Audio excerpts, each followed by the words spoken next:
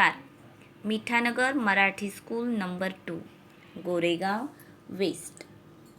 बालमित्रांनो, आज आपण तुमच्या पुस्तकातील म्हणजेच माय इंग्लिश बुक 1 मधील 3.1 धिस इज माय हेड ही कविता अभ्यास करणार आहोत. बघा हा चित्रात तुम्हाला काय दिसतंय?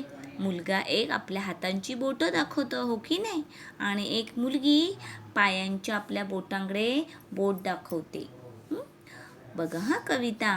These are my fingers and these are my toes. बघा मुलगा म्हणतो ही माझी हातांची बोटं आहेत आणि मुलगी म्हणते हे माझे पायाचे अंगठे आहेत.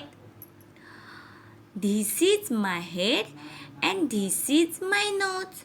हे माझे डोके आहे आणि हे माझे नाक आहे. These are my ears on my head at the side. These are my eyes.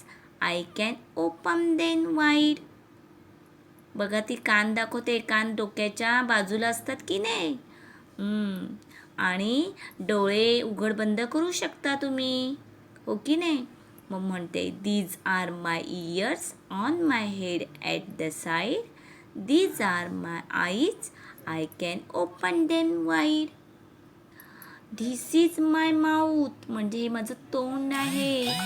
And here are my teeth. आणि हे माझे दात आहेत.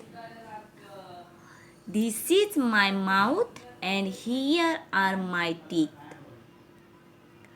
These are my knees. हे माझे गुडघे आहेत. पायाचा गुडघा आहे ना. And my feet are bendy. I can wave my arms and wiggle my nose. I can stretch my arms and touch my eyes.